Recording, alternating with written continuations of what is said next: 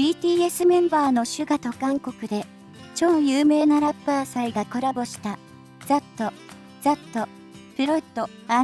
ィート、シュガオブ BTS が2022年4月29日にリリースされました。当初は意外な組み合わせに驚いた方も多かったですよね。今回はシュガとサイ意外な組み合わせ、コラボした経緯はをお届けします。意外と思われたシュガとサイのコラボでしたが、どちらも世界的アーティストに変わりはなく、ザットは素晴らしい楽曲で MV も見応え十分。また、後日公開されたビハインド映像では、ザットでコラボに至った理由や、アメリカ進出した時のお互いへの気持ちを語っていたシーンも、韓国を代表するアーティストである2人のアメリカ進出の話題も盛り込みましたので、ぜひ最後までご覧ください。サイってどんな人？サイは韓国出身のラッパー・ソングライター兼音楽プロデューサーです。2019年には総合エンターテインメント会社 B ネーションを設立し、現在では事務所代表としても活躍中。カンナムスタイルが爆発的ヒットを飛ばし、その名が世界中へ知れ渡ったサイは、一体どのような人物なのでしょうか？親しみやすい風貌で、コミカルな印象が強いサイですが、実は数々の輝かしい功績を残してきたアーティストでもあります。彼の最大のヒット曲、カンナムスタイルは、特に欧米諸国での人気が凄まじく、YouTube で公開された MV は、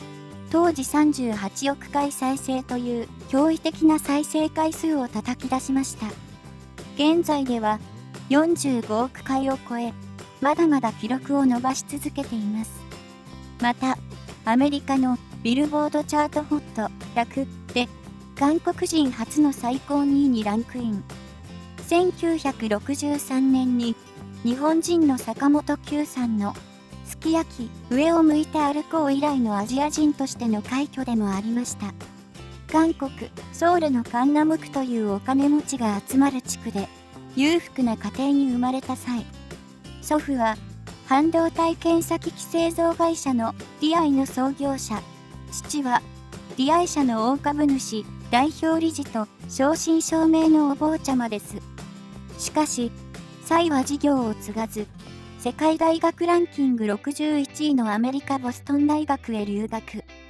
他人から創作を学ぶよりも、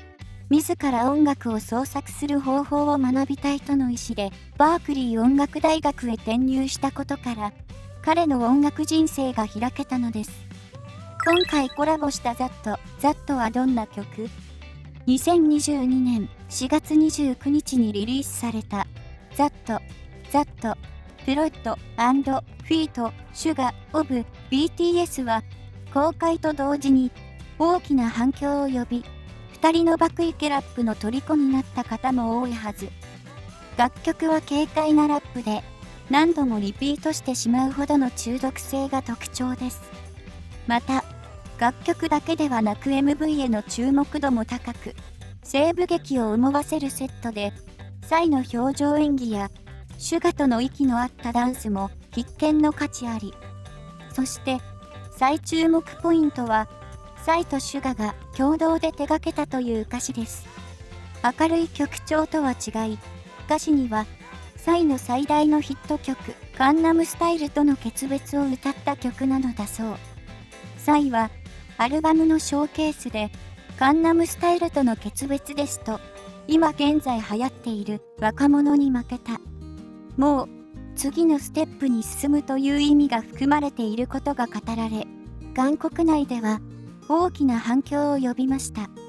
なので、今回、カンナムスタイルで世界へと飛び出した先駆者のサイとダイナマイトで世界に認められた BTS のシュガとのザットは、ただのコラボ曲ではなく、世代交代を思わせる楽曲であることが分かりましたよね。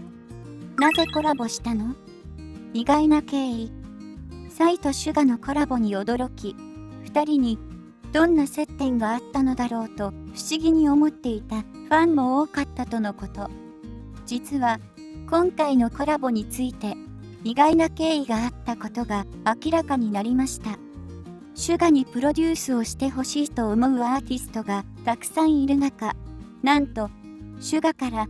サイに歌ってほしい曲があると直接オファーしたそうなのです。その当時のエピソードを韓国の人気バラエティ番組知ってるお兄さんで語っていました。2017年以来約5年ぶりに出演した際は、知らない番号から電話が来たと思ったらシュガだった。曲を提供したい。歌ってくれませんかと、シュガから突然連絡が来たとのこと。そこから共同で作業を進め、ザット、プロット&フィート、シュガ、オブ、BTS が完成したと語られていました。また、YouTube で公開されたビハインドでは、あくまでもプロデュースという形で、MV 出演は、愚かアンナ、激しいダンスを一緒に踊るとは考えていなかったと語っていたシュガ。彼は、プロデュースするときはいつもオンラインだったため、一緒に仕事をした人と親しくなることはなかったそう。しかし、サイは、シュガとなんとか会おうとし、コミュニケーションを密に取ることで今回のようなコラボ作品になったとのこと。シュガにとっては予想外のことのようでしたが、ファンにとってはたまらないコラボ曲になり、サイには感謝しかないですよね。さらに、このビハインドでは、過去に BTS がアメリカへ進出する上で、シュガはサイに助けられたというエピソードが語られていました。BTS が2017年に初めてアメリカに行ったのですが、苦しかった時、どうすべきか助言を求めたいと思っていましたと。また、感謝ですよ。カンナムスタイルでアメリカに行く道を作ってくれた。彼のおかげで BTS がスムーズに入っていけたんですと、進むべき道を作ってくれていた際に、感謝の気持ちを語っていました。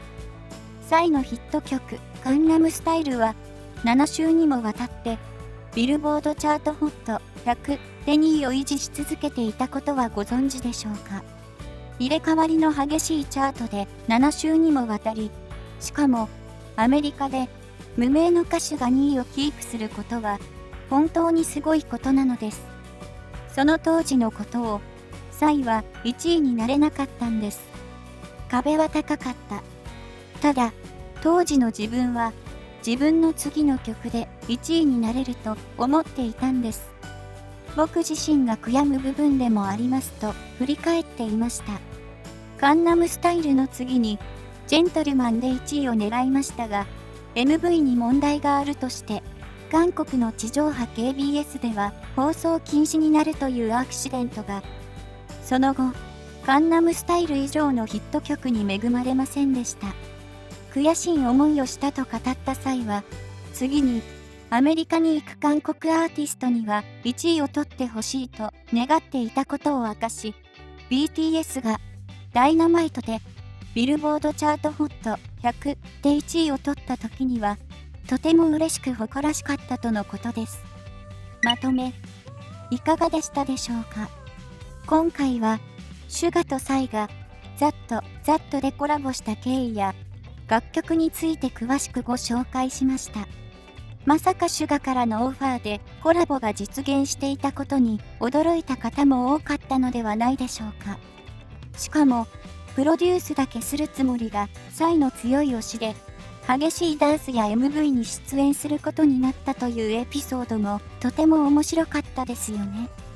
ザットは SNS でダンスチャレンジが流行するなど、世界中で話題を集め大ヒットとなりました。これからもシュガのプロデューサーとしての活動に要注目です。